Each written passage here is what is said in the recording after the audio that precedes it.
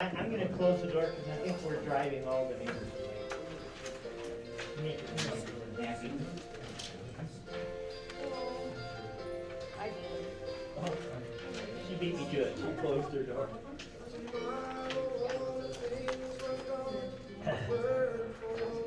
Okay, so come on down.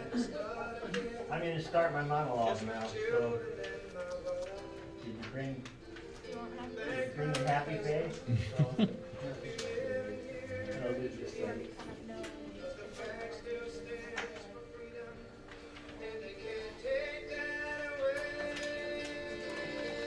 Hey, got my welding get mask on. Okay, so today we're going to talk about freedom. What is freedom? Now, when you're 16, what is freedom? Keys to the car, right? That's basically it. And how do you maintain that relationship so you don't lose the keys to the car?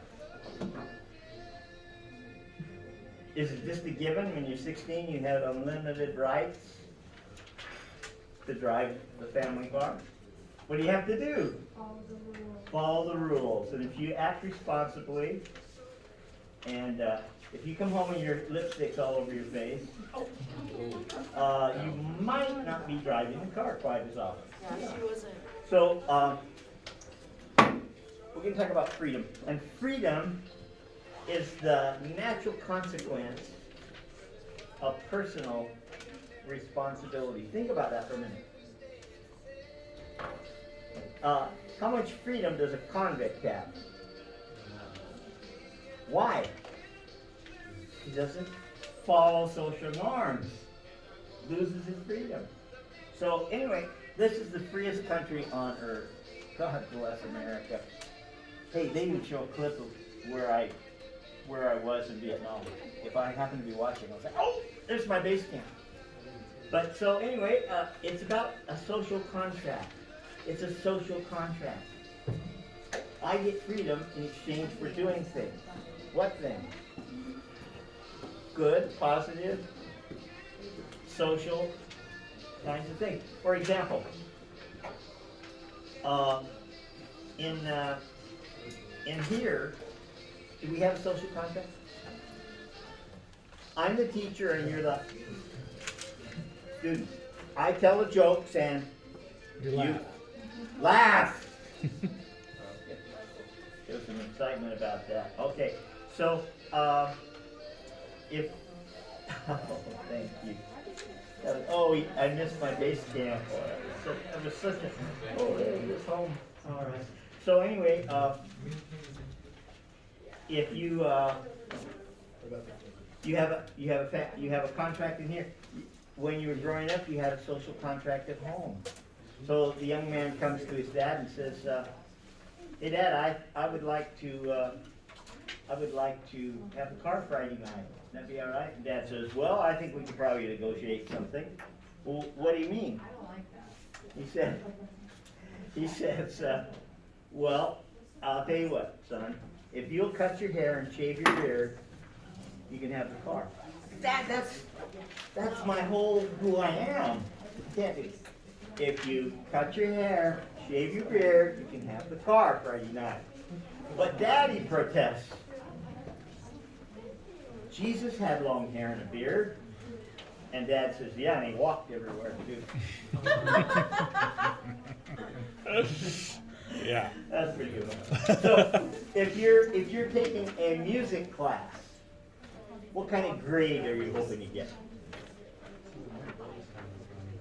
If you perform well in class, what grade do you get in a music class?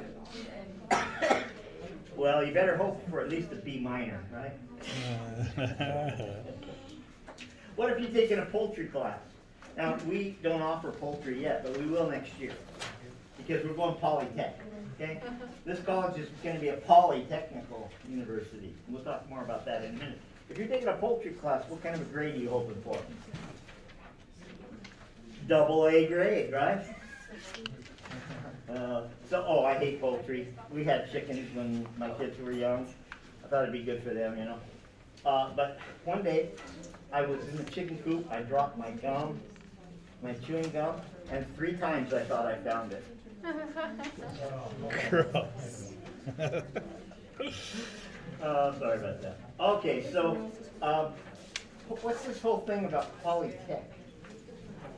What's this whole thing about Polytech? Well, let's see. Today, the state legislature received a directive from the Board of Education that Dixie State College must be renamed by Thanksgiving. And so I had a chance to review this, and I have a recommendation. You can't take Dixie out of the formula. It's on the mountain, it's on all the stationery, it's on your shirts, it's on the town logo. How do you take Dixie out of Dixie? So I said, well, let's just call it Dishonored Dixie State Polytechnic. I want to come back to Polytechnic in a minute. Well, let's do that to all the religious schools. That's only fair. You can't call it St. Mary's University, Catholic, wonderful Catholic institution. So it's no longer a St.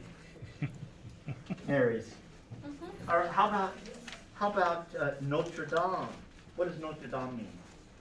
You Latin people. Dame it's the Great Lady, or it's the Holy Mother, okay?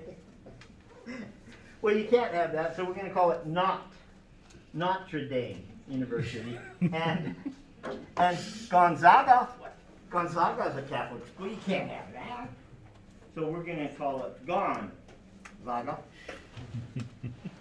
And what about Brigham Young University? Well, no, you can't have that. So we're going to rename it Bigoted Young University. Does that work for all of you? That's perfect. And so what are we going to do with you if we have to be politically correct? Is anybody in here politically correct? I don't think so. So anyway, lose that. But let's talk about this whole idea of Polytechnic, okay? So Polytechnic opens up other fields of opportunity in your education. For example, if you're studying to be a doctor, you can be pre-med and welding. How's that for a combination? Or how about, if you want, you can choose zoology and economics, and you'll be awarded a degree in monkey business. Or how about this one? Livestock and mathematics will earn you a degree in cow pie. Okay, well, anyway, enough of that. So let's talk about social contracts and the founding of this great nation. So the first social contract to come along is the Declaration of Independence, and it was written by whom? Thomas Jefferson. And so that was the purpose of that was to declare that we no longer are subjects of the crown. We're going to be our own people, have our own country. But that required fighting. King George didn't say, "Oh, okay, you want to quit? Great, here you go. Have a nice day." No, he sent troops and resistance to the revolution. And so, sadly, 25,000 Americans lost their lives. That seems like such a tiny number today, doesn't it?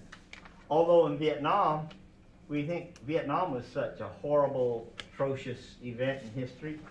Guess what? Double that number in Vietnam over 10 years. So then once you fight for freedom and you win the war, then you've got to have a treaty to ensure that that freedom persists forever. You get all the countries involved to say, okay, no more hostilities ever, okay, between these two countries. So you have a treaty, and then you've got to come up with some foundation for your freedom. And the foundation was religious principles. This country was founded on religious principles. The most irreligious person of all of the founders was Thomas Jefferson. In his personal life, he was a moral man, but he was not a religious man. And he writes this when he was in the House of Burgess, Virginia, just a year. He was in the state legislature. before he became a U.S. public official. And this is what he wrote: "Oh my God has created the mind free, and manifests his supreme will, that freedom it shall remain." Your mind will be yours, and it's free and independent. "And no man will compel you to frequent or support any religious worship, nor shall otherwise suffer on account of a religious opinion or belief." Now, does that hold up today? If you are a devout Catholic and strongly disagree with abortion, what happens to you in society today? Say in the workplace. You don't know? Well, you're railroaded, because the consensus view is that abortion is the okay thing. And if you disagree with it, there's something wrong with you. And so you're censored in so many different ways. So let's take my notes up. So they decide they're going to have to write in this Constitution that's coming up here, down here, we're going to have to write in there what the disposition of our nation is regarding religion. What does it mean? Well, political leaders of the day, Samuel Adams and others, believe that the nation has no chance unless Christianity is at the core of our principles. Let me give you an illustration, a non-Christian illustration. Many years ago, I was in Egypt, and I was very nervous about my safety, because we have a habit of wandering around, my wife and I, when we're traveling. And I asked an official, should we be concerned about shopping up and down these somewhat abandoned streets? They're going upstairs, they're going into a shop. He said, no. Do we need to worry about being kidnapped or accosted or robbed or anything? No. Just you have zero chance of any of that happening. I said, why not? And he said, because our religion forbids that. And Egyptian people are believing people, Muslims. And that was true for so many years. It's not true anymore. You're not safe anywhere in Egypt. So I get in, this was 2009. So I get on the tour bus. I'm sitting in front because I'm the leader. I've got a whole bunch of people behind me. And normally I sit to the left, just behind the bus driver, and the local guide sits on the right. And I got on, there was somebody in my seat. So I went over and sat by the local guide, and I said, who's in my chair? Well, that's Muhammad. I said, well, why is he over there? He's our bodyguard. And he heard the conversation, and he smiled. And if you think this is a styling suit, you should have seen his. I mean, he was a styling guy, you know. And he looked over and he goes like this. And there's a Magnum, big old gun. I said, oh, we have our armed guard here? Oh, yes. And then she said, and furthermore, see that car in front of us with the blue lights? Yeah. Well, there are 4 men in that car, each with machine guns. And there are outside escort. We went all through, and I noticed that whenever we were driving through the streets of Cairo, that the light would change just that all the buses took the center lane. And all the stoplights would turn red, and you just go zooming through. We went all the way across town without ever stopping. And I said, what's that? Well, if it stops, then the bad guys can hijack the bus and take all of you guys hostage. So, if you have a society based on common values, you have a safer, freer, and they just said, no, get real. This is a Christian nation, and if people really believe in their faith and are self-disciplined, that's the underpinning of freedom and progress. Well, religious leaders, of course, were very much in favor of Christianity being the common denominator in society, and they saw even the American Revolution as inspired by God, and that God was part of a plan to promote a good society. Well, so once you have this backdrop, then somebody's got to put all this down. And now you remember the Declaration of Independence. What year was that? It's July 4th, 17th. Have you noticed I'm not too big on dates? I asked a girl in class, "What's your favorite date?" And she said, "I have to say, dinner and a movie." I'm not big on dates. Don't worry about dates. I have you reference some dates in your homework. You won't see a lot of dates.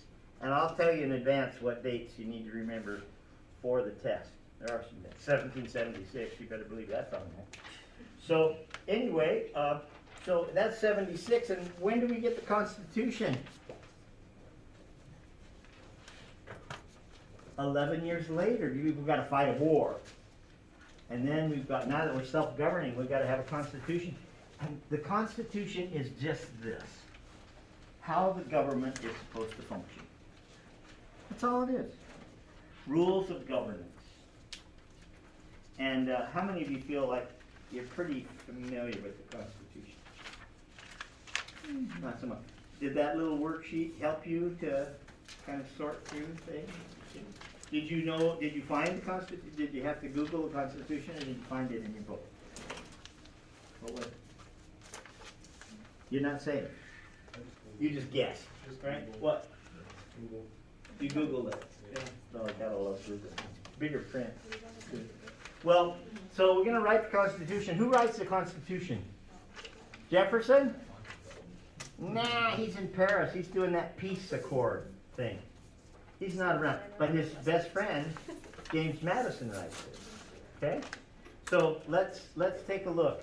Now, okay, so if this is going to be a nation ruled of the people, for the people, by the people,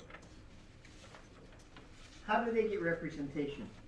We know in England we had no representation. Remember, we fought a war, but no taxation without representation.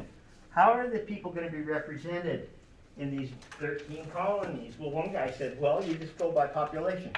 You got a big colony, a big state, you get lots of representatives in Congress.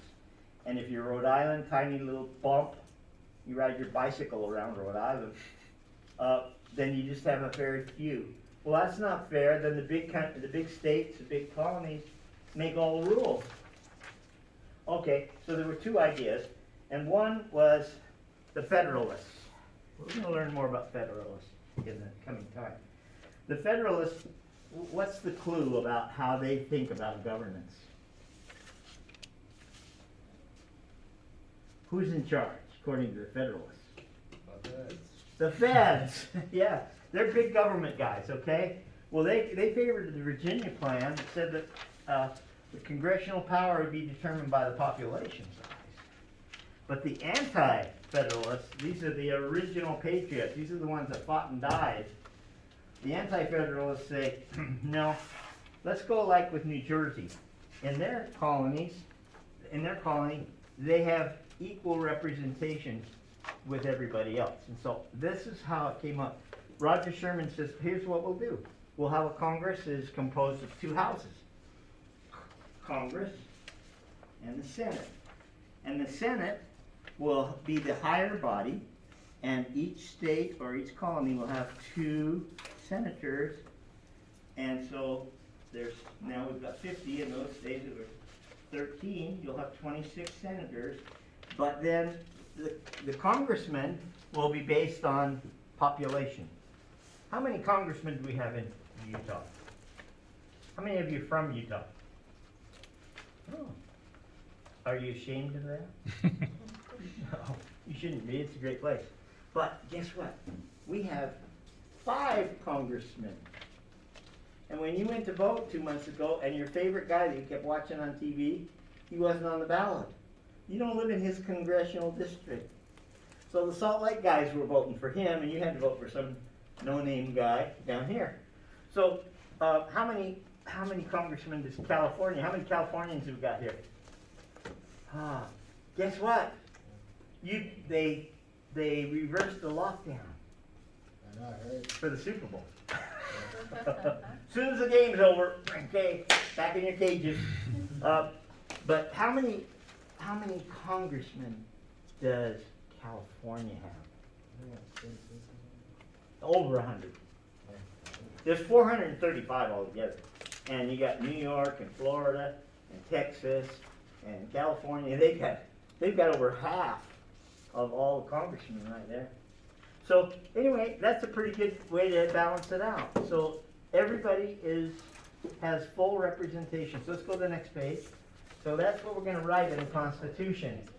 And so how are we going to govern? Are we going to have a sovereign, a supreme, a king, or somebody that has all the power?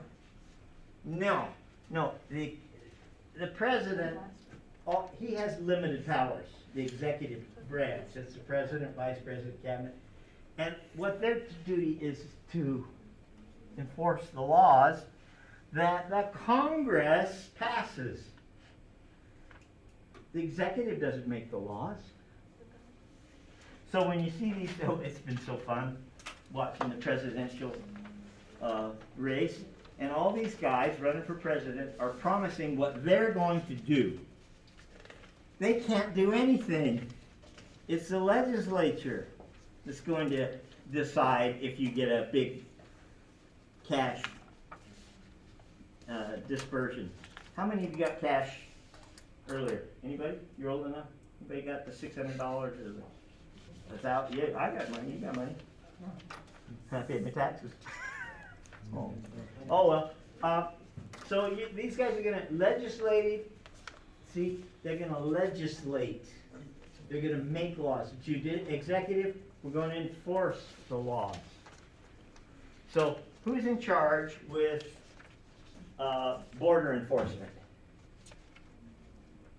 The president. Okay? Based on laws that have been passed, but yeah, he's in charge. Can he build a wall? He did.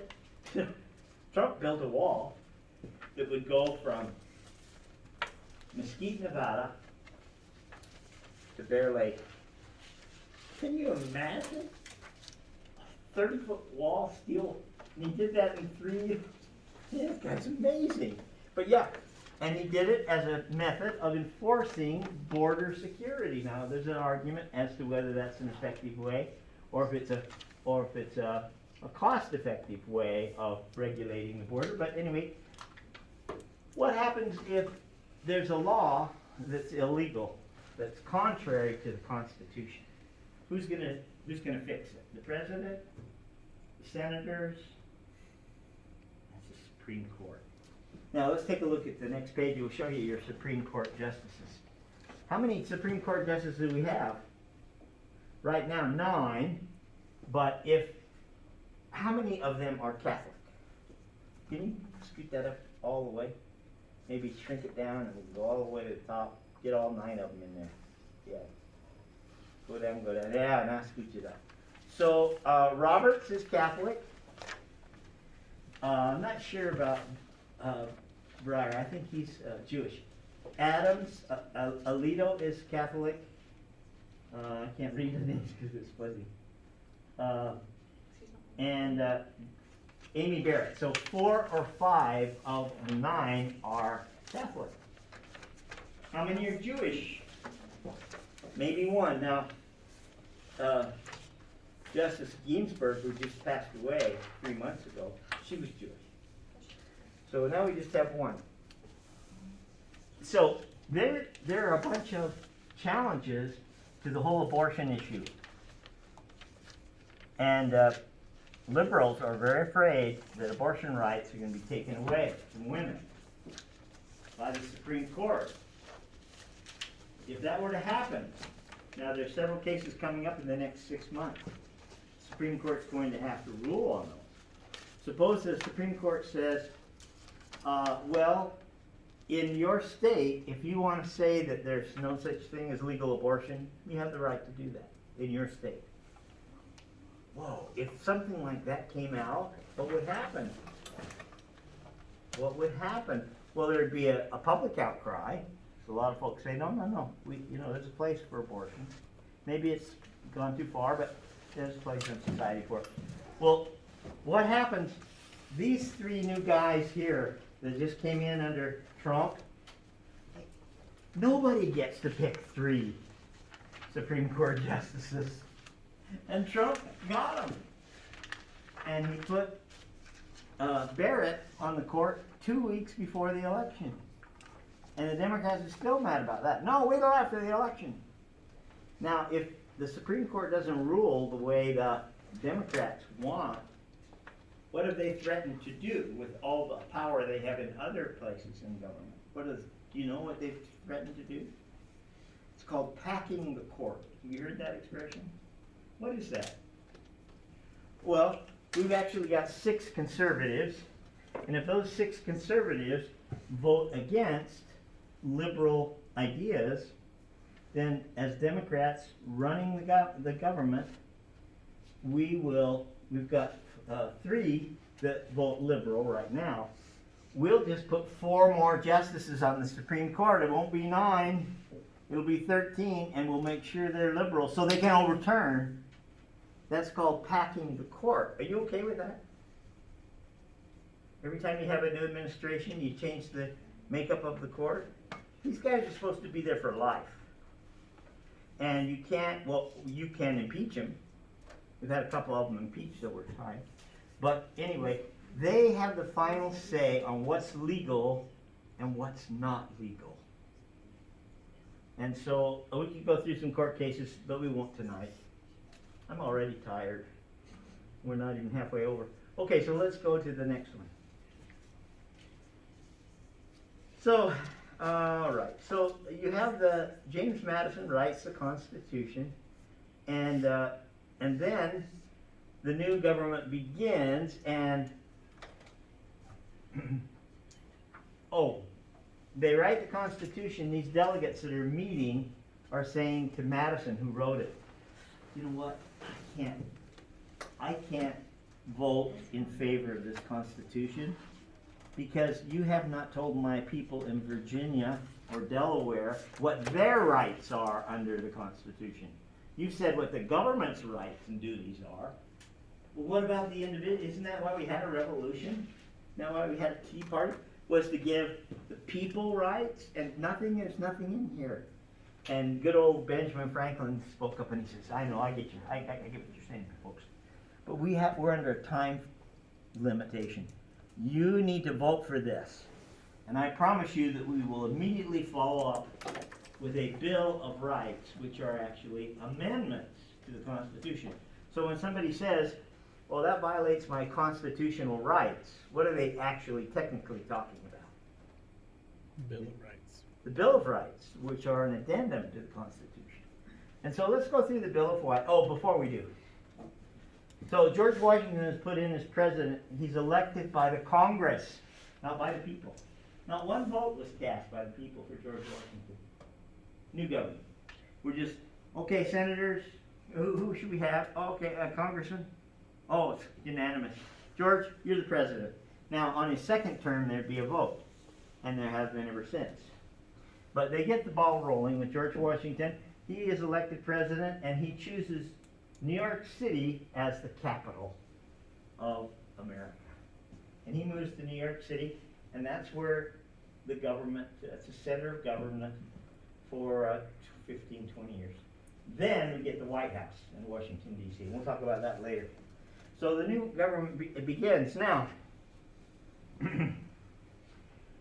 from the very get-go, George Washington and others said, our motto is, in God we trust. It's on your money, isn't it? Yeah. And it's in your Pledge of Allegiance. And you know what? This is the this is my theme also as a history professor. This is what I think America is about. One nation, not a divided, we're so divided right now. We need to come together as a people and find common areas, whether it's on immigration or giving all this money to people who are out of work. Come to a compromise. Don't say, no, it's our way or the highway and we're in control and so it's going to be the way we want it to be. If either side would just say, reach out and say, meet me part way.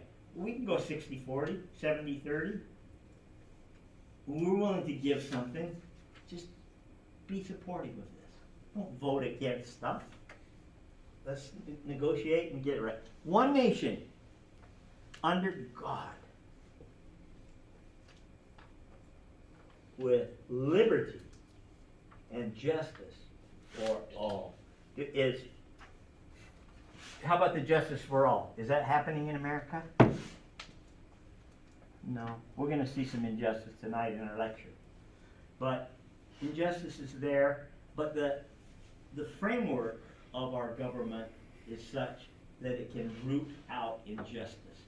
It does it as a part of a process, not somebody getting up and saying, okay, from now on. No, it's something that evolves. Well, the Bill of Rights was based on the 10 Commandments, and I've given assignments. You go up a little hard. Well, that's it. There have been some times when I've given out an assignment. I said, take the 10 rights stated in the Bill of Rights and match them up with the 10 Commandments. Find a parallel. You can do that. We won't do that. I just mentioned, when I said this to one of my classes, I said, you know, the Bill of Rights is based on the 10 Commandments. The original law was given by Moses 3,500 years ago. And this girl said, 10 Commandments? They're so outdated. They're so old-fashioned.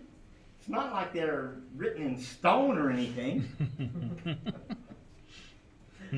You don't get the joke, cut me out. So, anyway, they were written in stone, and they were the model for all societies for 3,500 years. Well, interesting sidebar. When I was in Jordan 2 years ago, we went to a small little village, an old village, and atop the arch, the rock arch going into the village, was a huge sign that said, "Do not disturb Moses," and there's a big arrow. And I looked down, here's this dirty old man, and he looked ancient, and he's all crouched down. And I said, does he think he's Moses? Yeah. Well, I got to talk to him. Excuse me, sir. Are you really the Moses? Yes, I am. Oh, I got to interview you. I'm a historian. I got to have an interview. He said, I don't do interviews. I said, oh, that's a shame. Why not? And he said, well, 20 years ago, your president stood right here at this gate and asked if I would give him an interview. And I told him no. And he said, why? And he said, I told him the last time I talked to a bush, it cost me 40 years in the wilderness. Oh, well. Now on to the serious stuff. Most of our rights are embodied right here in the first of the Bill of Rights. And it is that Congress shall make no law respecting religion or the exercise of it, or the freedom of speech, or the freedom of the press, or the right of the people to assemble and petition the government. Nobody can pass a law that says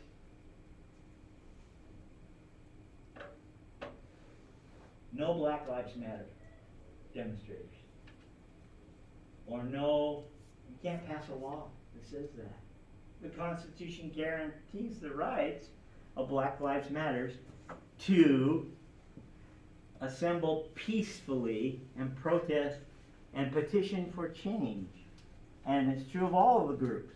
They all have rights, okay? So what about religious expression? Can anybody censor you because of your religious views? Happens every day, but is it legal?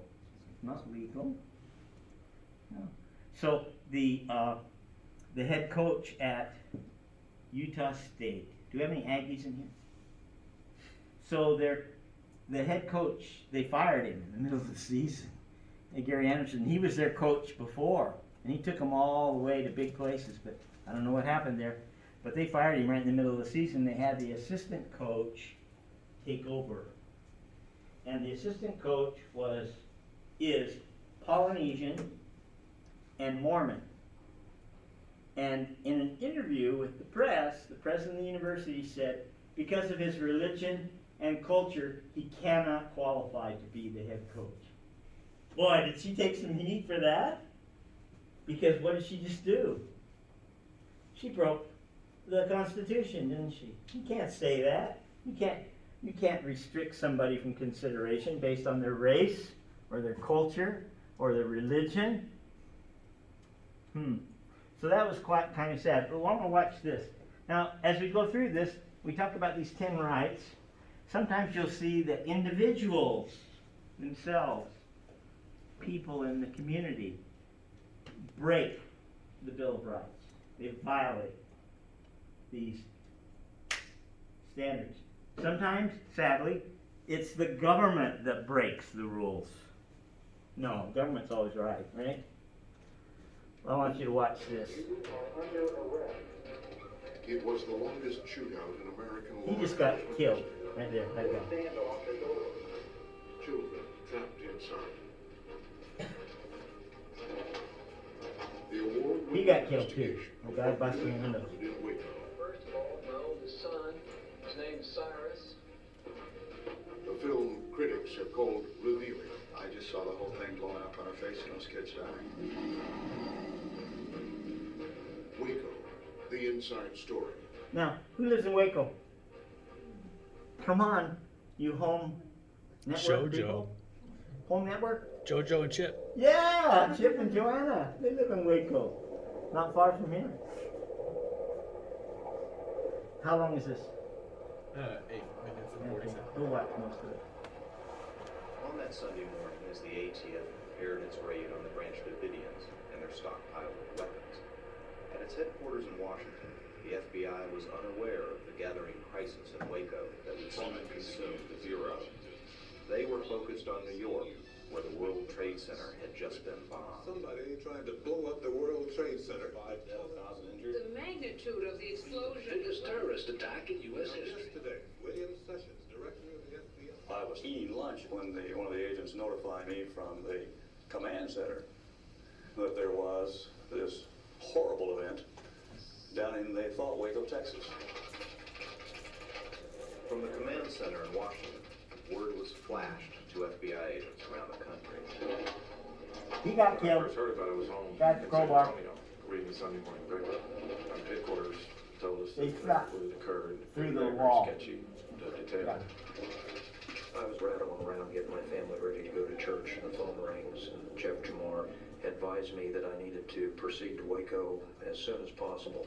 The FBI headed to Waco, where the ATF raid had become the longest shootout in American law enforcement history. He was bullets. He's gonna take him out. Oh, took him out.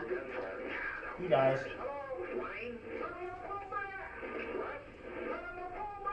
Are you returning fire, Wayne? Oh, shit. What's the matter? The first FBI agents on the scene listened to frantic 911 calls Return fire, Wayne. between a deputy sheriff and one of the Davidians. Wayne. What's this? Why are they shooting the people? Just remain calm. We're going to get it worked out, okay? The gunfight had lasted nearly an hour. ATF agents had been shot and were down. So were some of the Davidians, including their leader, David Koresh. Yes, this is David Koresh. This is who, sir? David Koresh. North Carolina Center, we're being shot all up out here. Okay, where are you? Oh, where am I? I'm in North Carolina Center. Okay, hang on just a second. All right. Yeah, this Lynch. Lynch? Yeah. This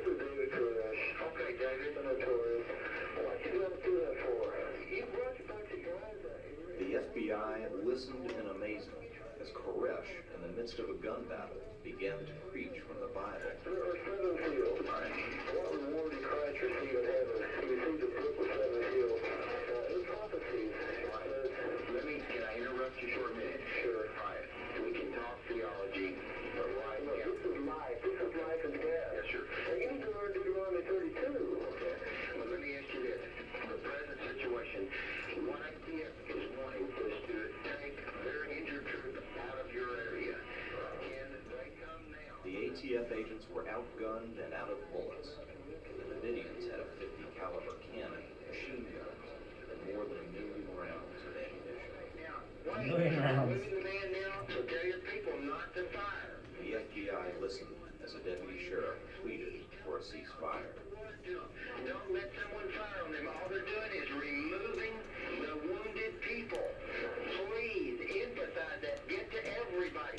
Don't let someone start firing. Yeah, but, yeah, between you and me, yeah. Both guys look at that. Both of them. So this is Bill Clinton, who was afraid that every white person with a gun was a terrorist. Wait.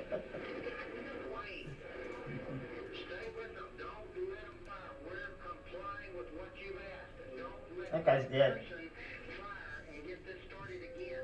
We've made too much progress to back up now, okay? Work with me, Wayne. It looked like a defeated order.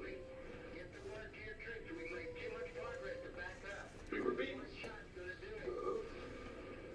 It's hard for the agents to accept that.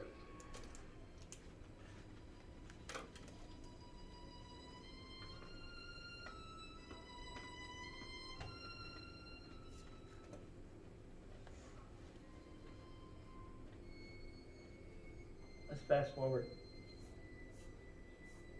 The ATF government photographs, wiretaps, and hundreds of hours of telephone negotiation tapes that had never been revealed to the public. Together, they provide an extraordinary inside view of the FBI's 51-day standoff at Waco and the fiery conclusion that killed 75 Branch Davidians.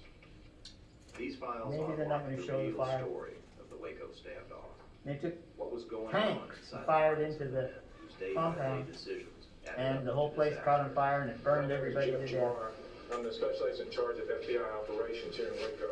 According to Go to one of those that has a fire on it. major events like A crime's been committed. I'm talking the murder charges. And you've got to do something about it. You cannot just let those people sit. sometimes known Was as it murder or was it the self-defense? HRT's job will be to have surround to and decide. secure the compound, and if necessary, use force to go in and get the Davidians. They take up positions about 300 yards from the compound. 5.5 miles away, another, very different FBI team sets up shop in an airplane hangar. Their orientation is not action, but talk. They are negotiators. Okay, well, whose job is to build. you got the trust idea. with the We don't have to see his Davidians, place convince them. burned down, but they killed all the women, all the children, all the men by firing on it, okay? So I think there's an example of sometimes the government goes crazy over people who think and believe a little bit different than government officials. These were people that were gonna, their whole intent was to have their own community and sit it out and wait for the second coming of Jesus Christ. They weren't aggressors. They had the weapons for self-defense, but ended up dying. Okay, well, let's talk about other examples of religious expression. Did you know the Congress every day, when they are in session, they call on someone to lead them in prayer? They have a prayer every day. Could we do that in here? Why? They're special and we're not, or we're special and they're not? See how crazy that can get? Now, if you're a football coach in Texas and you huddle your team after the game at the center of the field, and someone voluntarily offers a prayer, the coach goes to jail and he loses his job. Crazy world. So the bottom example, about 3 or 4 years ago, a bakery owner was indicted, missing N, he was indicted for refusing to bake a cake for a gay marriage. And he said, oh, you getting married? Well, fine. No, I'm not gonna do a custom-made cake for you. You can buy any of these other cakes I've got, but I don't believe in gay marriage, and I'm not going to comply. And so the authorities arrested him for violating their civil rights. And it made its way through the court, it shut him down. It made it all the way through the Supreme Court, and the Supreme Court said, no, that baker has every right to refuse service to somebody based on a religious ideal. You can do that. It's legal to do that. So there's an interesting story. And what about speech? Let's look at the Nick Sandman. You probably remember this. This is just a couple of years ago. This is a 17-year-old boy that goes to Washington, D.C. with his Catholic high school, and it gets involved. There's one of the shorter ones. We just had the most amazing family vacation. This is so Tibet confrontation igniting outrage. Teenagers wearing Make America Great Again hats, face to face with a Native American protester, a Vietnam War veteran. And there's new video now raising more questions tonight about what happened right before that moment. It's also disturbing. Here's ABC's Ariel Reshef. It's the viral encounter that ignited a social media powder keg. Kentucky teens, many wearing Make America Great Again hats, appearing to confront and stare down Native American elder and Vietnam War veteran Nathan Phillips. But now, new footage showing there were other tensions before that incident. The students were first taunted by a group of self-described Black Hebrew Israelites. The teens respond by chanting their school letters. Nathan Phillips approaches, claiming he was trying to defuse the tension, beating his drum as he stands in front of student Nick Sandman. Sandman smirking. Amid the commotion, some of the boys making what appears to be a derogatory tomahawk motion. Mocking chants could also be heard. The student school condemning their conduct, mulling disciplinary action, including expulsion. Sandman becoming the focal point So we can in kill the it there. So online feeding frenzy. the press, who's the press making out to be the bad guys here? The students. There was no physical confrontation. There was no even verbal exchange. So his dad puts a legal team together, and they sued ABC, CNN, the Washington Post, and a number of other entities for discriminating against a 17-year-old boy. Guess who won the case? The 17-year-old boy. Over $250,000 was awarded in a settlement in the court. The news agency said, oh, this is too toxic, we'll just settle. Stop this. So they settled. But you see, there's a thing about political speech is free speech, isn't it?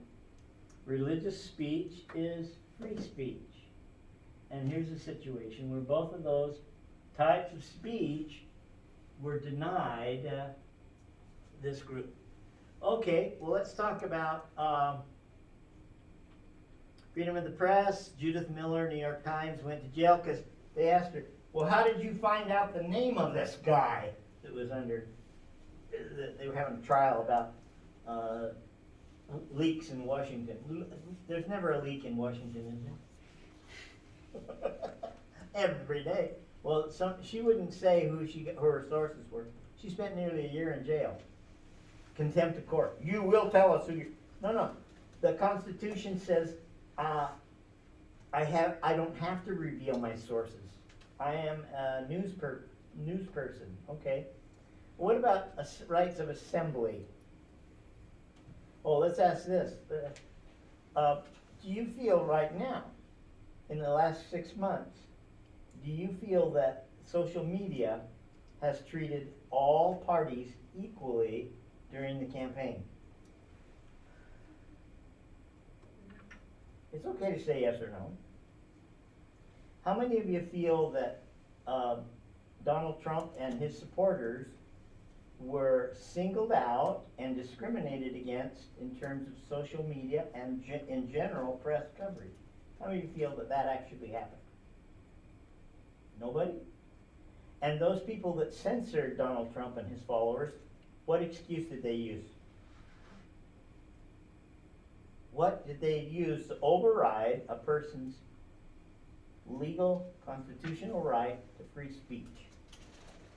What did they say trumps that? Pardon the word. You don't know? How many of you don't care? You don't care? What they said is it's toxic speech. And in some cases it's untruthful speech.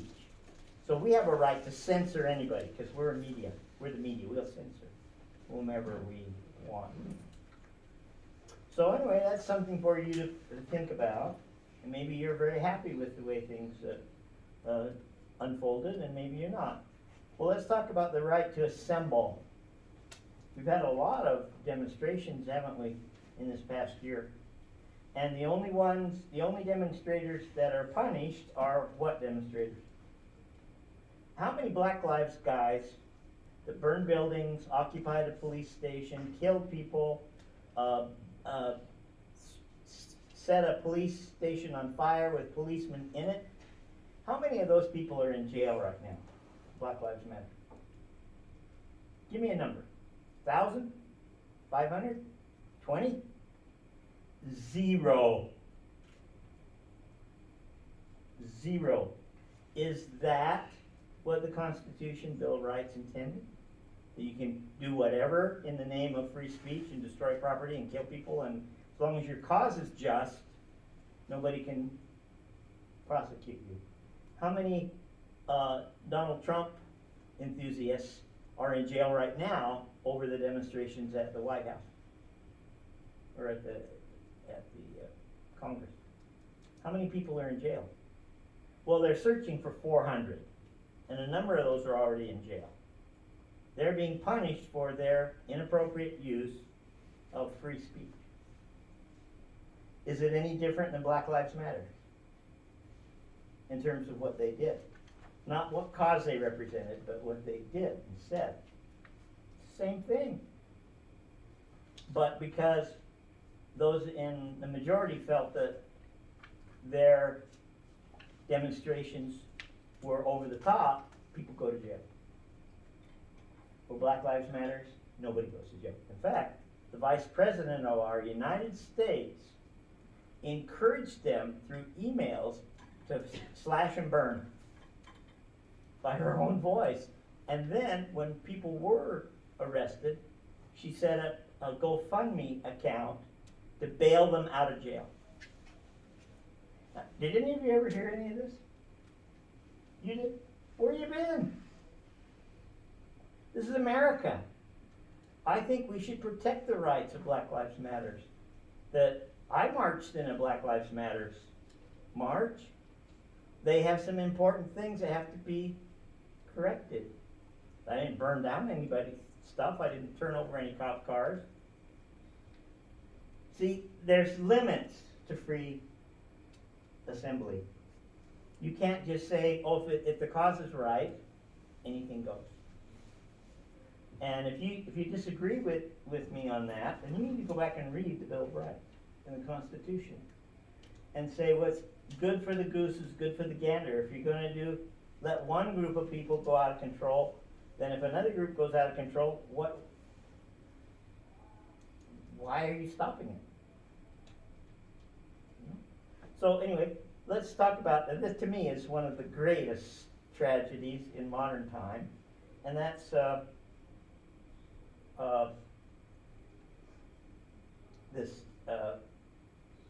the rights of assembly, the Texas Massacre. You got that one ready? So, Black Lives Matter, they want to have a march. They want to have a march in Texas. But they're afraid that all the white people in Texas are going to cause them trouble for their legal protest. Okay, so let's see what happens. Details about the sniper ambush of police officers in downtown Dallas last night. The attack turned a peaceful protest into chaos. Here's all these black people marching in protest. 5 officers were killed. And there's a other police, officers a and 2 white civilians police wounded. escort Video shows a gunman firing protecting them. targets at the end of last night's protest against deadly police And shootings a in black other man cities with this a week. tube The mayor and police with a chief long just rifle revealed new details about a suspect killed who is now dead. 5 of the CBS policemen news who were anchor trying to Scott Powell protect is in Dallas the Black leading our Lives coverage. March. Scott, and we just heard this extraordinary news conference from Police Chief David Brown. And a total of 12 were injured. David Brown, Jeff, told us that the suspect spoke with police negotiators for several hours overnight as he was in a standoff with police officers. He told them that he was angry about the shooting of African Americans at the hands of white police officers in this country over these last days and many months, and that he was intending to kill as many white police officers as he could. Okay, that's He good. was holed up at a place that So the police... you can go and watch these things.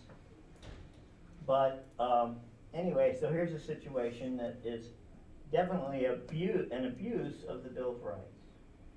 Definitely should not have happened. So let's go to the next page. We'll look at, that's just the First Amendment. We gotta go through 10 of these? Ugh.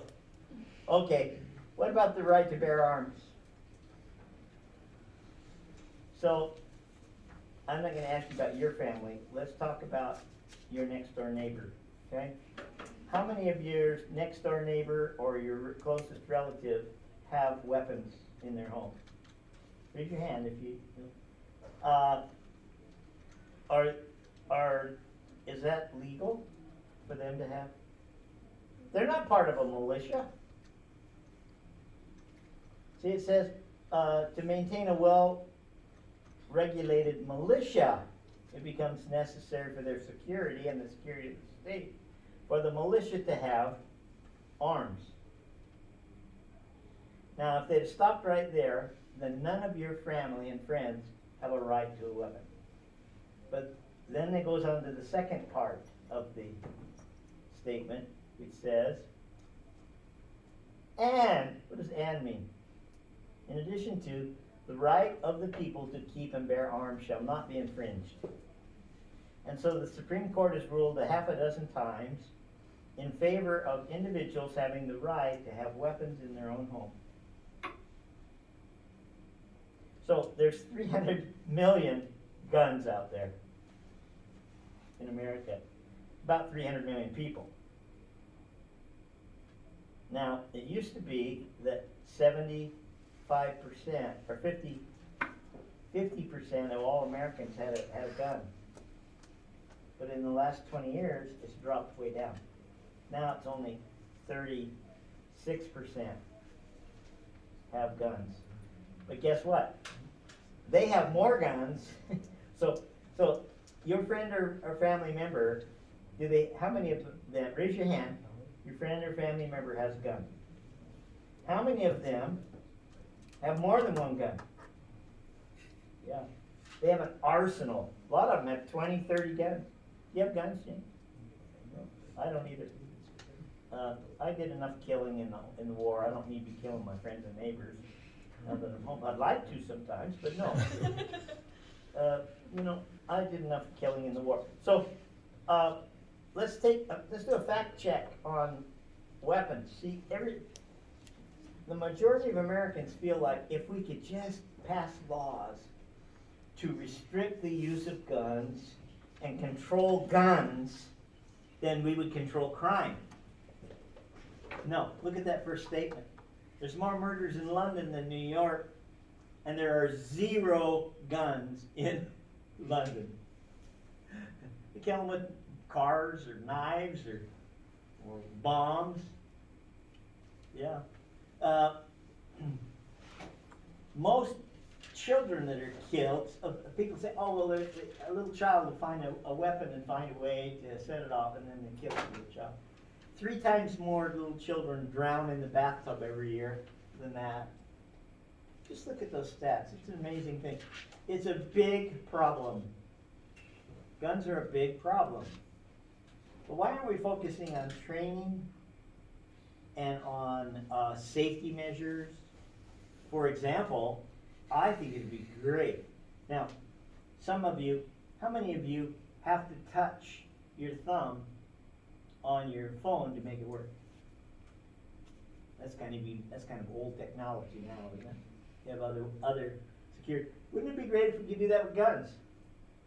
And then if the little child or the bad guy gets somebody else's, then it wouldn't work. I mean, I'm all for reasonable, but the Supreme Court says you cannot register their arms, you cannot put them on a list, you can't round them up. Of course, the Dems during this campaign said, no, we're going to have a gun czar, and we're going to get people to voluntarily surrender their weapons, or else. Well, the or else, does that mean it's voluntary? No.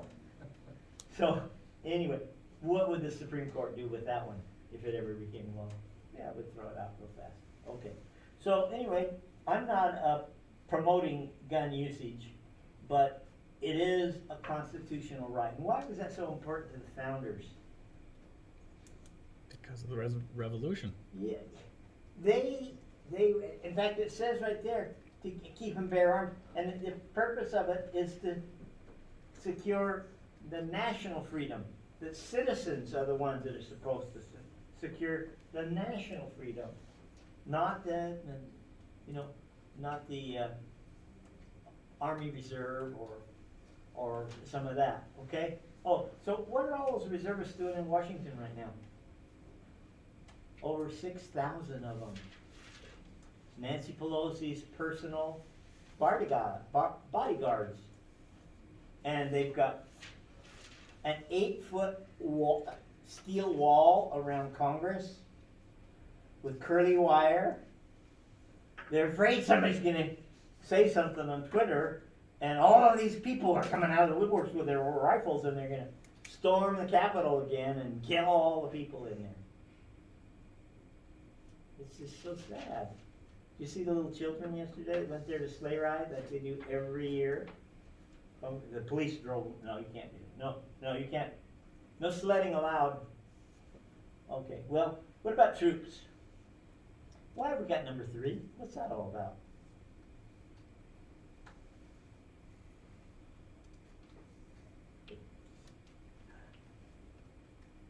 Well, during the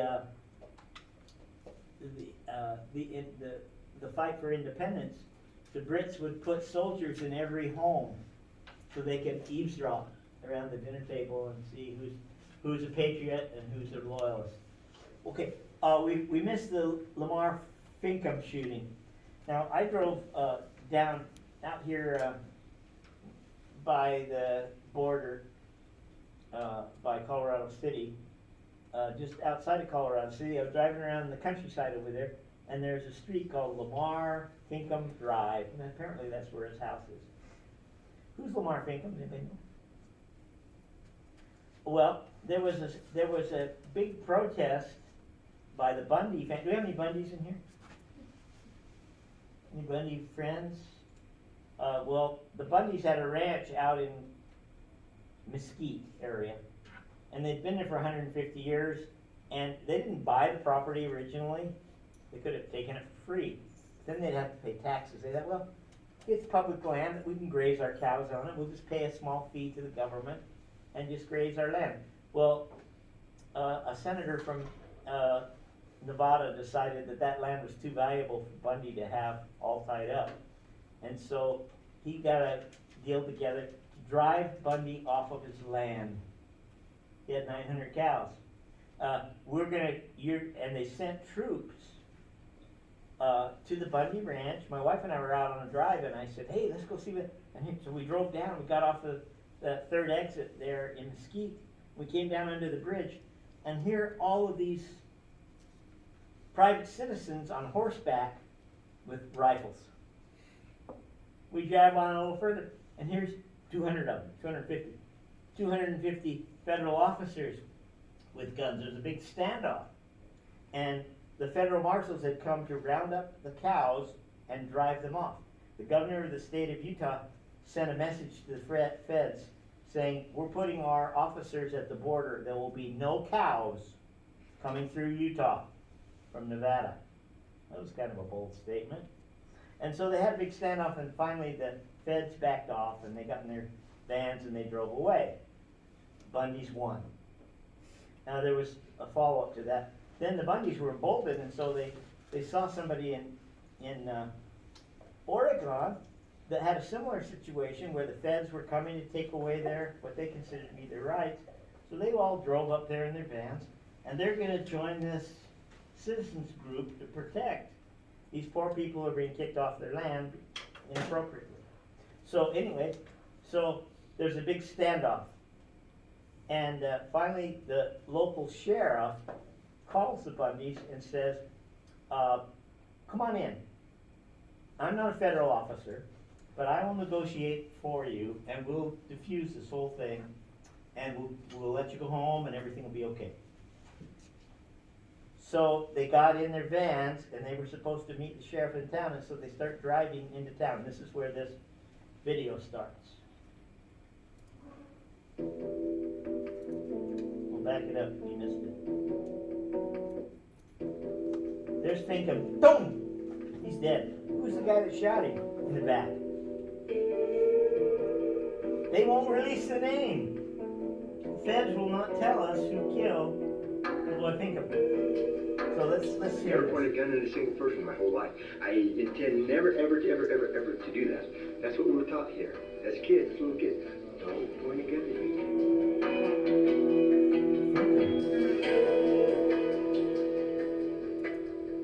That's Finkham right there, you saw it. So he gets run off the road, he gets out of his truck, he's got his hands up, saying, hey, no problem. Boom! Dead. The feds went in there and killed him. Guess what? The court system went through all of this. I'm going to not spend my days in a cell. There's some Bundys there. They're now in custody. You know, they were all released by the courts. So let's quit there. We got enough. I just wanted to show you that sometimes these people in Washington go power mad. He had his hands up, and they shoot him point blank and killed him. Well, there's big time lawsuits going on. His wife, Mrs. Finkham, is going to be a multi-millionaire. The government can't go around shooting people. Now, these kinds of disputes are to be resolved in the courts, not with a sniper rifle.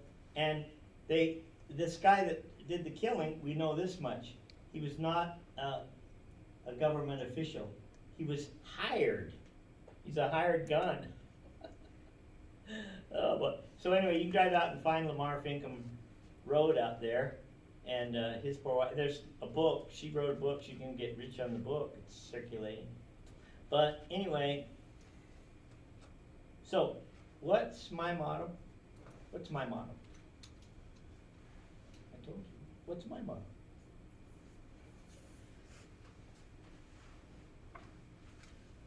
Think of the Pledge of Allegiance. One nation, under God, indivisible, with liberty and justice for all. And so we've got to have justice for everybody. You know, it can't be one direction. It's got to be for all. So what's number 4 all about?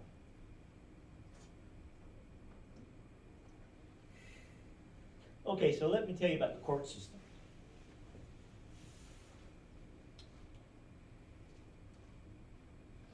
You have a grand jury. These are local citizens, and it's a standing jury. They might hear 10 cases a day. And somebody will come in and say, you know, we have on video this guy going into 7-Eleven, and he pulls out a gun, and he holds up, and he left, and we've identified him, and we know where he lives, and we want a warrant to go to his home and see if he has the weapons, and we can arrest him, and we've got the weapon. And the grand jury will say, sure. Now that's not a court jury.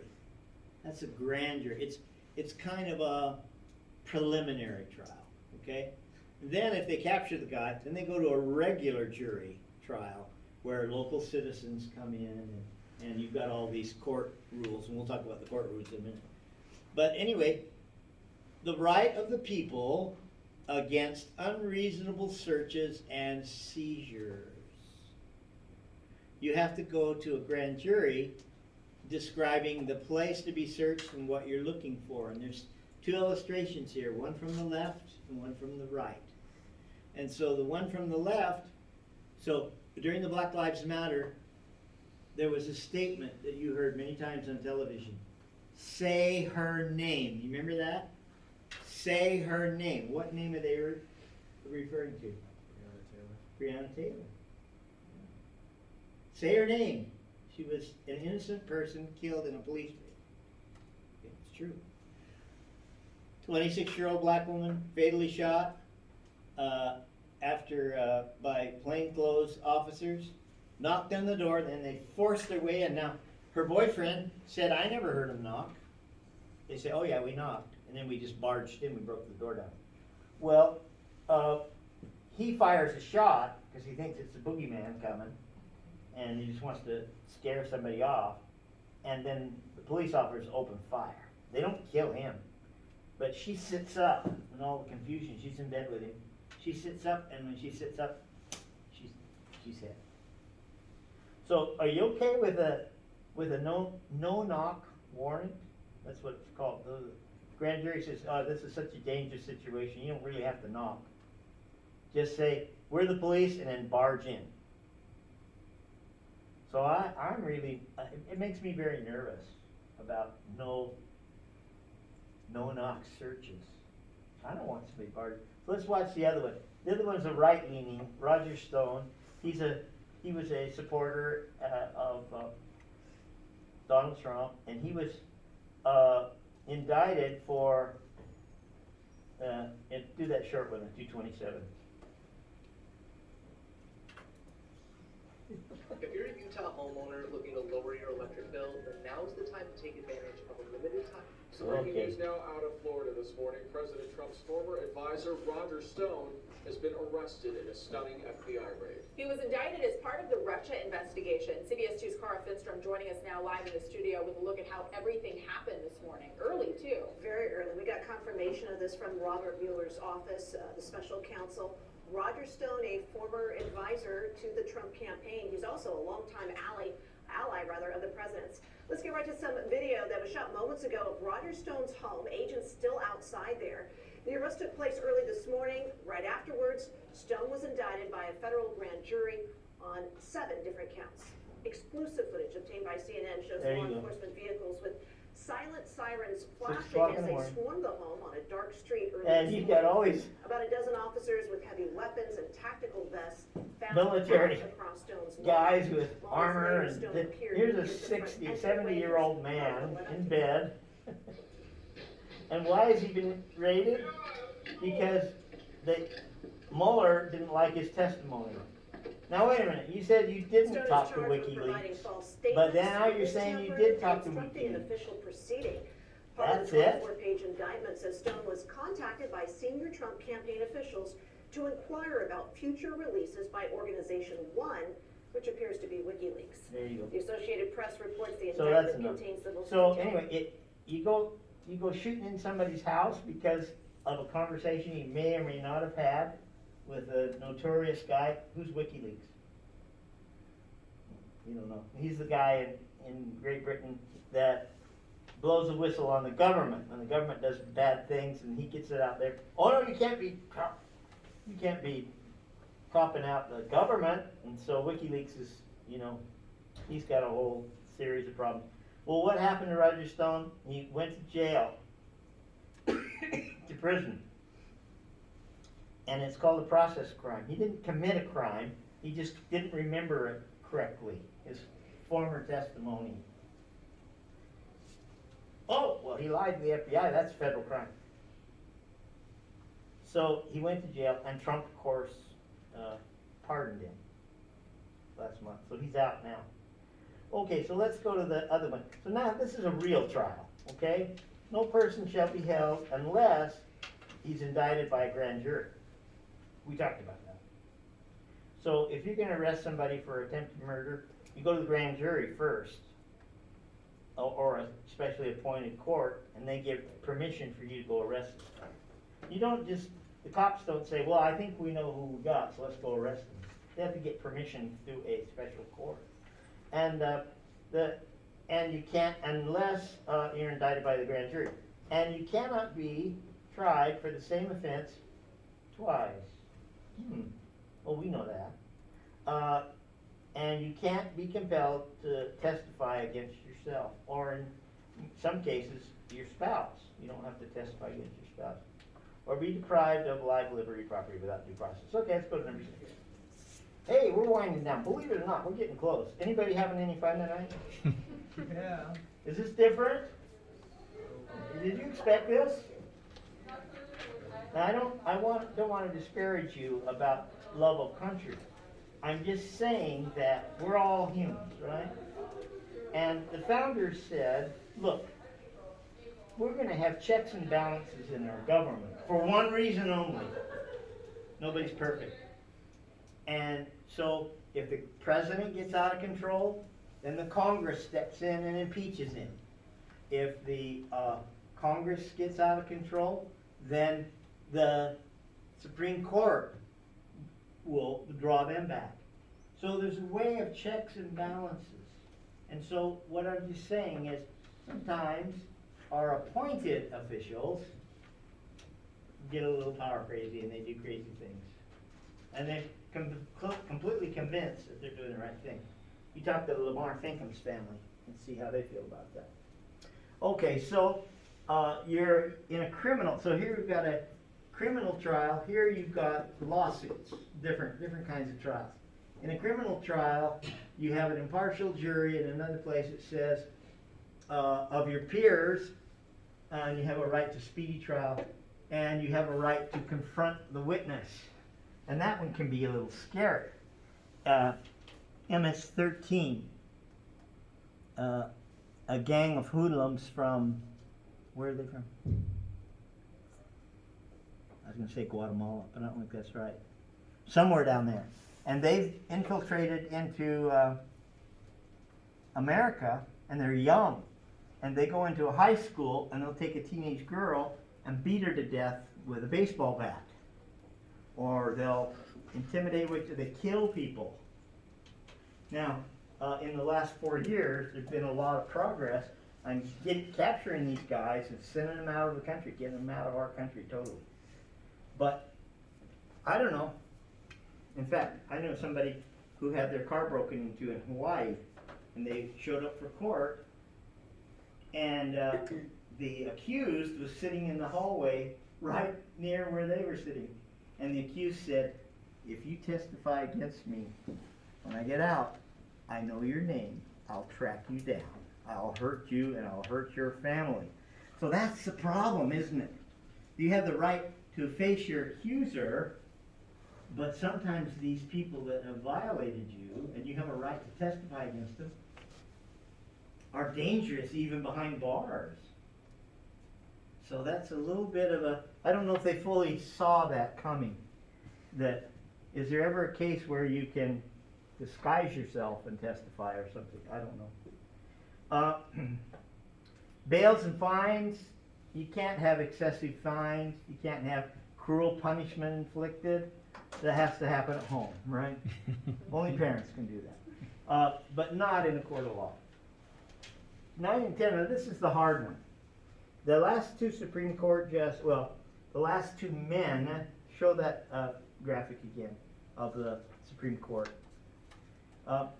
The last two men that were appointed to the court, when they were interviewed in their trial, Gorsuch and Kavanaugh, they were asked by senators, who that's part of their job, to interview them and find out what's going on. And they asked, what is the most difficult of the Bill of Rights? And they said 9 and 10. They didn't say about guns or free speech or jury trials. No, they said it's about who has jurisdiction. Do the feds have jurisdiction, or does the state have jurisdiction? sometimes the federal government is out of control. And it should be the state or the local government that should be in charge of that. But for political reasons or publicity or whatever, they kind of go crazy. So I gave you a couple of examples of when things are not in proper balance. Let's go back to my notes. So, two things. We'll look at the bottom one first. Federal law, okay, federal, what's that? The government. The U.S. government requires that non-citizens that commit felonies and go to one of our prisons in America, when they get out of jail, you're the local government, your state of California, say, when that guy gets out of jail, they're supposed to notify ICE. Who's ICE? They're border enforcement, okay? And you're supposed to notify the border enforcement that this criminal is being released from jail after 10 years for, robbery or murder or whatever.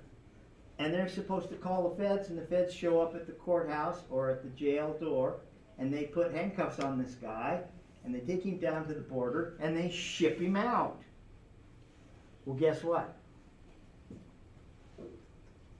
There are people in America that feel that that's violating his rights. He served his time. Just let him go back home with his wife and kids. It'll be fine. Well, that's not what the federal court says, but California, New York, and Salt Lake City will not comply with ICE requirements. If you're put in jail in Salt Lake City and you get out and there's federal charges pending on you, they will not call ICE to come and pick you up.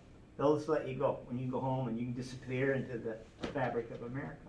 So that's one way where this number 9 comes into play. The feds have jurisdiction, not the state, but it's the states that are taking it upon themselves to override federal laws. Now here's one that might be a little more popular for you, and that is pot.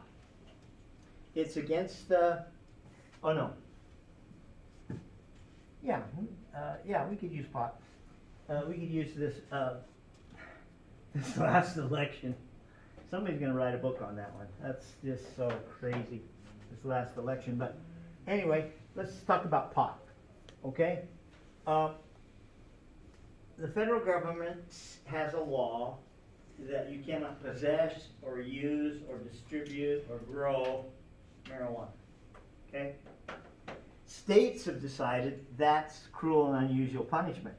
Everybody smokes pot. So here at Dixie College, entering freshmen, 40 to 50% of the kids have tried it. And 25% or 30% are regular users of pot. Well, don't send my little boy to jail. It might be a poor judgment, but it shouldn't be criminalized. And so you've got 30 different states out of the 50 that have passed local laws saying pot use is okay. Maybe it's just for medicinal. What do you know what I'm saying? And maybe it's for social reasons that they're using pot. Recreational, they call it. Well, who has jurisdiction? The federal government or the states that passed laws that are illegal? Well, how come, if it's so bad, why, I know it's legal in Utah, certain types of marijuana use.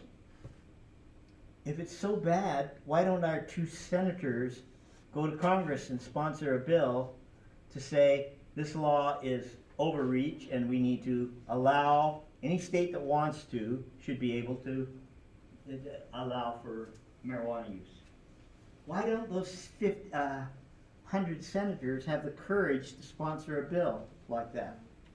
Because clearly the will of the people is on a different side of that issue. Why don't they do that? They're cowards. You send them to Congress to represent you and they don't represent you. Okay? So there's that's enough of that. But with all of that, okay, it's kind of like writing your family history. There's two ways to write your family history. Tell the truth or sugarcoat it, right? Now what's the advantage of sugarcoating it? It sounds better, and you've got future posterities to think about. You know, your grandchildren, children. You want that little grandboy that's 6 years old to really know what Grandpa did when he was 16? I'm not so sure that you do. Okay, but that's what we've done with history. Is sometimes we sugarcoat things that should be exposed, and some things that are true should be left to die. Just left to die. We need to move past it. And so there's a lot of people saying right now, well, we need to move past slavery.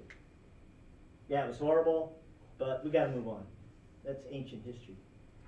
But the people most affected by it are saying, wait a minute, it's not ancient history for me because we're still suffering in our family because of that, or whatever.